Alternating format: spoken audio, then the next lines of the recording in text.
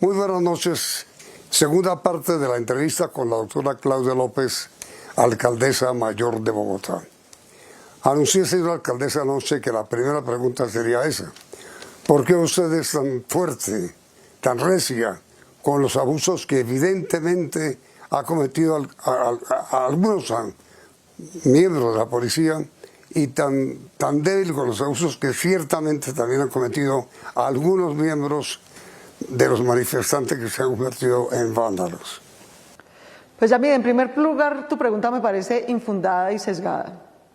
Esta alcaldía entregó un informe de violaciones a los derechos humanos durante el paro en Bogotá a la oficina de la Alta Comisionada de Naciones Unidas, que incluye las afectaciones y violaciones a los derechos ciudadanos a la movilidad, que incluye las violaciones de derechos humanos por destrucción de bienes públicos del sistema de transporte público, que los denuncia no solo ante la Comisionada de Derechos Humanos, también ante la Fiscalía, para que se judicialicen esos hechos. Pero por supuesto, Yamid, una elemental ética y convicción democrática no puede igualar la gravedad de la pedrea de un muchacho a la bala de un agente del Estado. Se necesita mera sentido común y cordura democrática para entender que es mucho más grave, y así lo condenan todas las constituciones y todos los protocolos de Naciones Unidas en sociedades democráticas.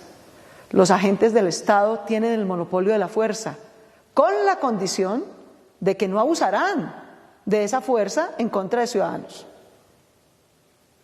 Ayer tuvimos que recoger, por ejemplo, a Jonathan Guarnizo, un joven de 29 años en Usme, con un trauma en el cráneo, en el cuello, afortunadamente no muy grave, ya pudo regresar a su casa, porque un agente del ESMAD le disparó directo a la cabeza, un gas lacrimógeno. Eso viola todos los protocolos de la Constitución de Colombia, del Gobierno Nacional y de la Alcaldía Mayor de Bogotá. Así no se responde a una protesta.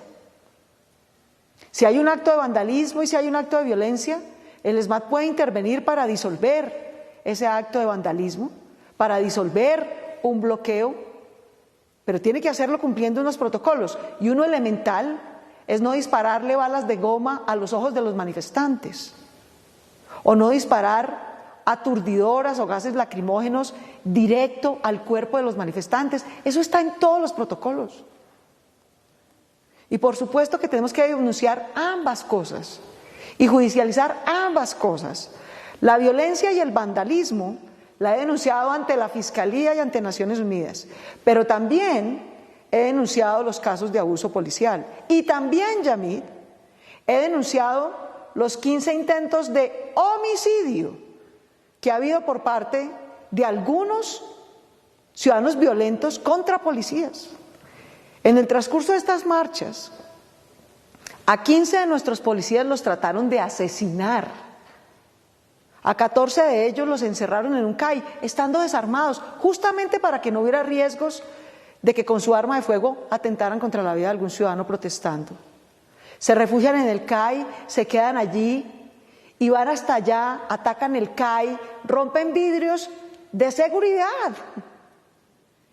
les echan fuego dentro del CAI, los ven cómo se están quemando, los graban quemándose y no les dan ninguna opción de salida. Eso ni siquiera es vandalismo, eso es intento de homicidio de 14 seres humanos, servidores públicos que no estaban sino cumpliendo con su labor.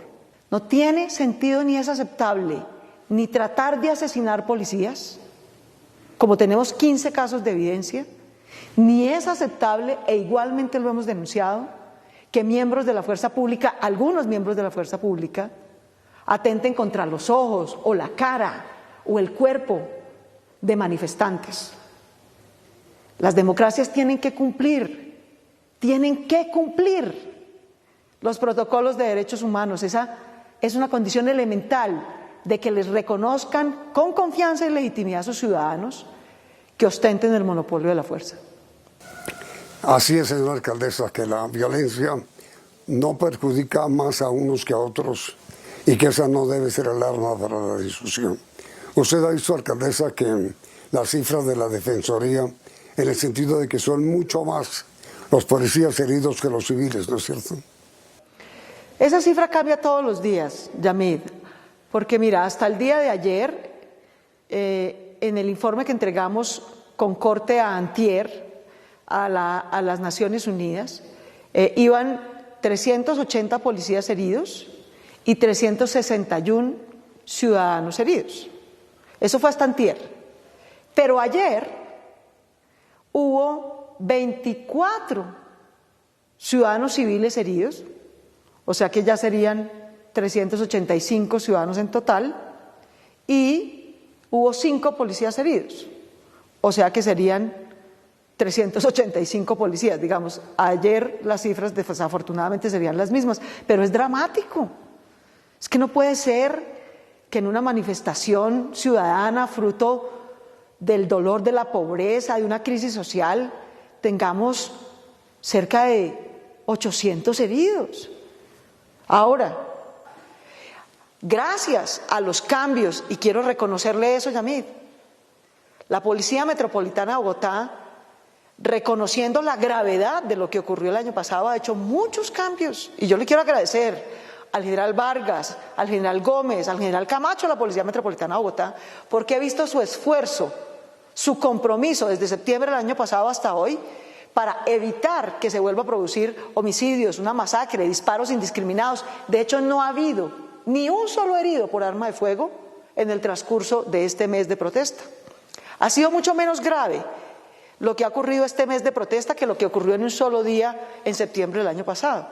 Pero no quiere decir que sea aceptable que tengamos 385 ciudadanos y policías heridos.